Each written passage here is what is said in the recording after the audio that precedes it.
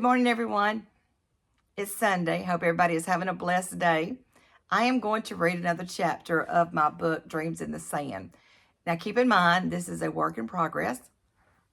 I am still working on it. And as I work on it, I give you a reading of it, just a little sampling of it, see if you like it. If you don't, let me know. If you do, let me know. It's been so long since I did a reading. I made a playlist. And you may honestly have to go back and start over from chapter 1. It's been that long. But anyway, this is chapter 7, and it's called Caroline Parsons. She pushed the sweaty bangs away from her eyes. Long since past time for a haircut her mama kept promising. As soon as your daddy gets some extra money, she would say. Today was particularly hotter than normal for September. Everyone was longing for the coolness brought on by the fall weather. At recess, the almost 8-year-old overheard one of the teachers say, "If it gets any hotter, I swear this playground was smack dab in the middle of..." The teacher stopped short of finishing the sentence when she noticed little ears listening. Unlike the previous days, the child didn't bother fretting about the heat on the drive home. When the school bus approached the stop, she jumped from her seat and ran all the way home. As usual, her mother was out watering the flowers that lined the concrete slab in front of their trailer. "Slow down, Rubiana. You are going to give yourself a heart attack in this heat," her mother yelled as she watched her oldest toss a reading book aside and plop down in the grass next to her little sister. "Guess what, Mama?" Ruby was beaming with excitement. "You got an A in spelling," her mother said after a long draw from a cigarette. "Better than that, Mama." "Rubiana, just tell me. I ain't got time for any of your guessing games today. Your daddy will be home any minute, and I got to get the supper on." "Caroline Parsons is going to have a birthday party. She has a swimming pool and lots of Barbies. There is going to be a pony. Her mama said she could have 4 girls over to spend the night. Caroline Parsons picked me. She picked me, Mama. Can I go, Mama? Please, please, Mama." "We'll see," her mama said as she took a final draw off the cigarette, twisting the butt out into the concrete just to be sure it was out. "Take your sister inside while I roll this hose back up." Caroline Parsons entered Miss Applewhite's 3rd grade class like a March wind that blew all the way through the end of the school year. The golden-haired, blue-eyed, fashion-conscious beauty was not only beautiful on the inside, but she also had a heart of gold on the inside. Oh, I think I read that wrong. Let me start over. Sorry. Caroline Parsons entered Miss Applewhite's 3rd grade class like a March wind that blew all the way through to the end of the school year. The golden-haired, blue-eyed, fashion-conscious beauty was not only beautiful on the outside, but she also had a heart of gold on the inside. The little chatterbox was just what Ruby needed to pull herself out of her world of sadness.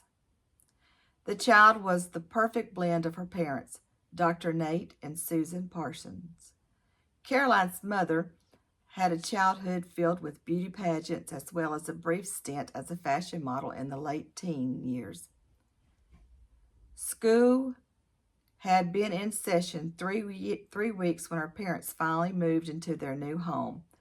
Everyone in the class wanted to be Caroline's best friend.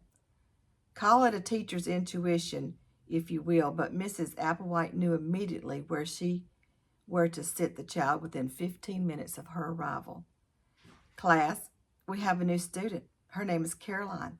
Her daddy is the new doctor at the clinic," the teacher said.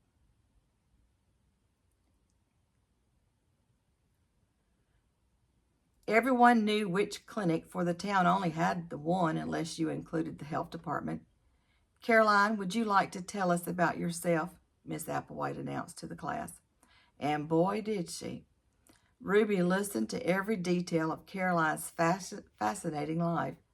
The Barbie house, the new pool, and most especially her upcoming birthday. The child had planned it down to a T. Truth of the matter was her parents were willing to splurge on the birthday party in hopes to prevent any more tears from falling down their darling child's face. Caroline had not been happy about leaving her best friend Brenda behind. The birthday party plans were just a way of keeping her mind off of Brenda. Bertie, dressed in her housecoat, still had the pink rollers in her hair. She wanted to sweep the leaves off the concrete pad before sitting down to enjoy a morning cup of coffee. "Ruby, what are you doing up so early?" she yelled across to the child, scouring the blacktop for coins. Although Bertie knew the child was searching for money, she pretended not to. "Do you want some chocolate milk?" She made it a point to keep a bottle of chocolate syrup on hand. In all honesty, the woman was just curious to know what all the commotion was about last night. "Ruby, what was going on last night at your house?" Bertie asked as she stirred the milk. At first, the child just shrugged her shoulders. "Did your daddy get to drinking?" Ruby nodded. "They take him to jail again?" Ruby continued as she popped open a small can of biscuits for their breakfast. Bertie continued as she popped open a small can of biscuits for their breakfast. Ruby nodded again. "Is your mama all right?" Everyone in the trailer park had seen the bruises on the woman from time to time. Ruby nodded again. "You want another glass of chocolate milk?" Bertie asked. Ruby nodded yes. "Bertie, do you know how to get to the hospital?" the child wanted to know. "Why, does your mama need me to take her? Let me get these rollers out of my hair." Bertie peeped into the oven to check the biscuits. "No, it's not for Mama. Today is Caroline's birthday, and Mama is supposed to take me. Her house is by the hospital," the young girl answered. She already had doubts that her mama was going to get off the couch by now. Bertie knew all about Caroline, for it was all the child talked about since they met. "It's easy. Just go to the end of the park and take a left." Bertie pointed with her hand. "Then go about 3 miles, and the hospital is right there." "You want some jelly too?" she asked the child. The child did. They sat quietly. Occasionally, the hot butter dripping from the drippings would slide out of Ruby's biscuit and down her chin. While Bertie did notice it, her mind was in deep thought about Rose. How could she stay with the likes of Pete Pickett? Ruby only had one thing on her mind, too, and it wasn't her daddy and her mama. It was the birthday party, and how was she going to get there? Determined like never before, she tried her best to wake her mama. It was no use. This was not something a 9-year-old knew about. The child could see the pill bottle sitting at the end of the table, but could not understand why her mother was not getting any better. Rose Pickett was depressed. The added pills just made it worse. Ruby's mama was wasting her days away sleeping. Ruby was not the only one that missed the way things were. Rose knew her husband was a mistake. He was constantly getting fired or laid off from every job he had, lazy and drunk. At least while they were living at her mother's house, there was a roof over their head and food on the table.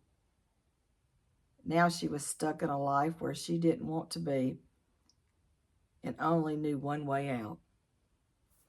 All right, that was chapter 7, Caroline Parsons.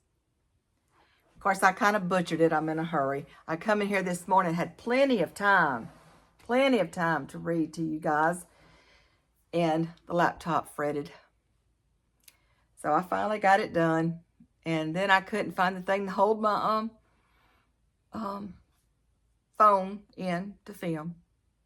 I'll take a picture of what I actually had to come up with to hold my camera up so it would film.